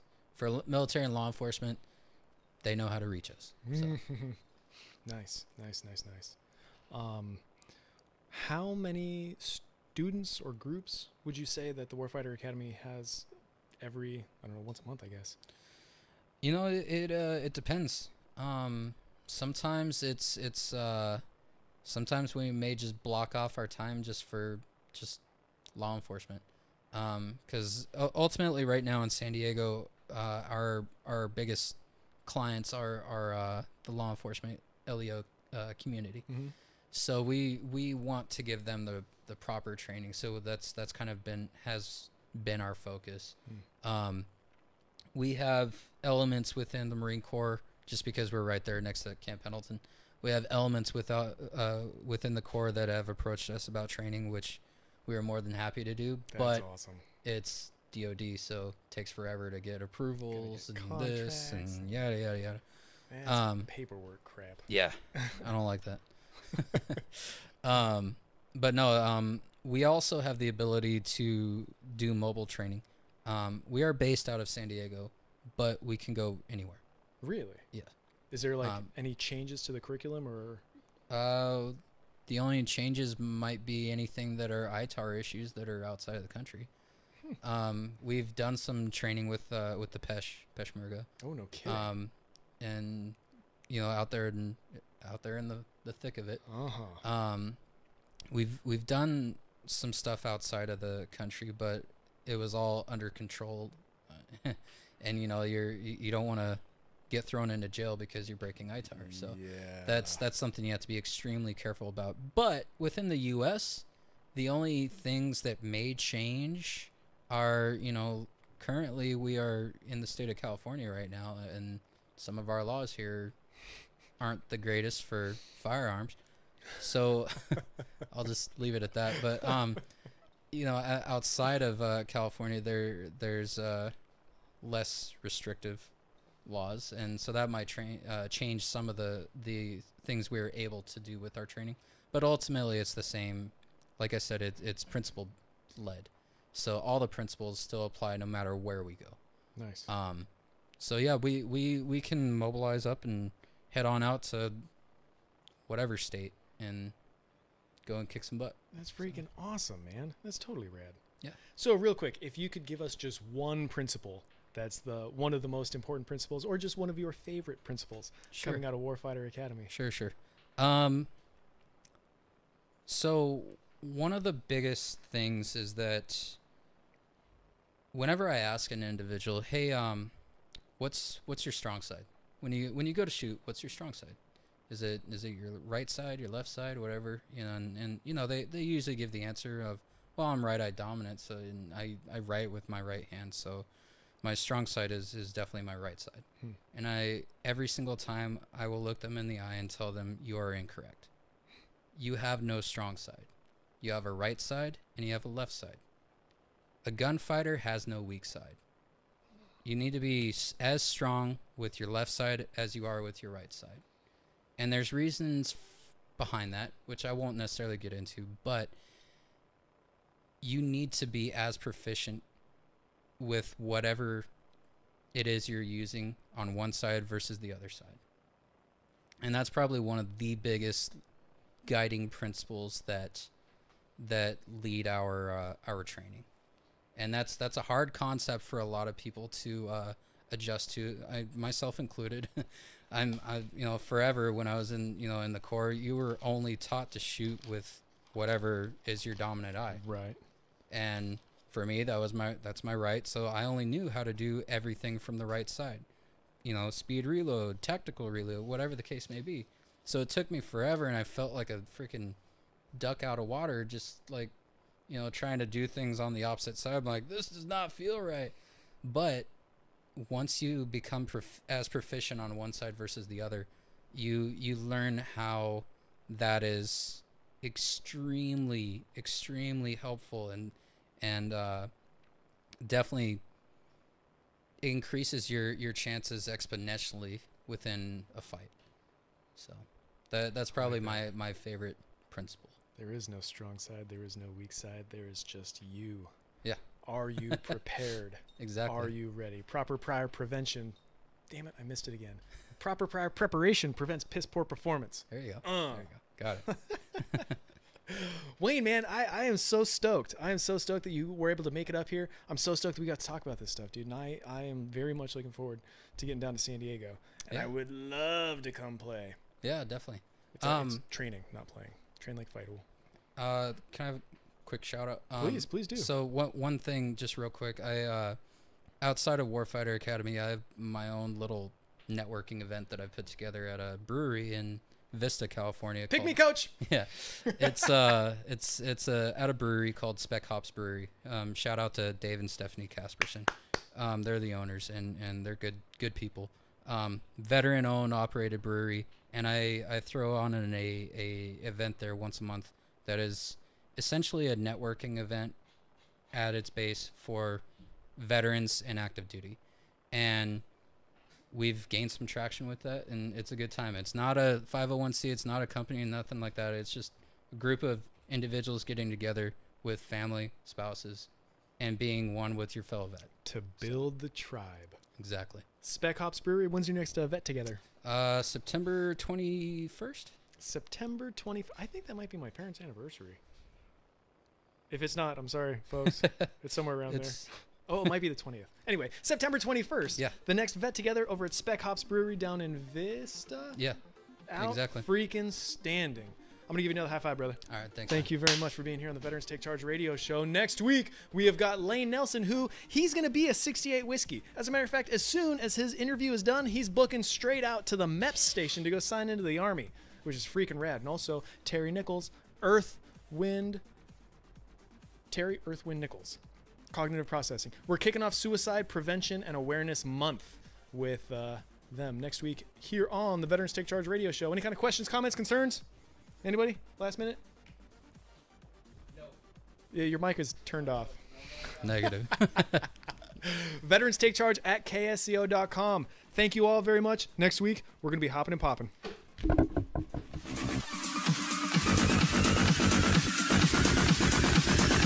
KSCO, Santa Cruz.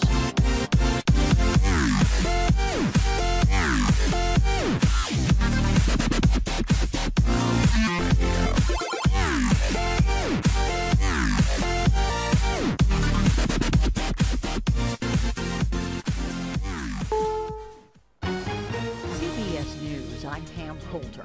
A catastrophic flood emergency remains in effect in Houston and southeast Texas, with Tropical Storm Harvey expected to drop even more rain in coming days. When we left about an hour and a half ago, it was about 6 inches of water rain. Our car and truck flooded, and the third truck was already starting to get water in. Helicopters, boats, and military-style vehicles have made more than 1,500 rescues. CBS's Steve Futterman. The rescues which are taking place in these flooded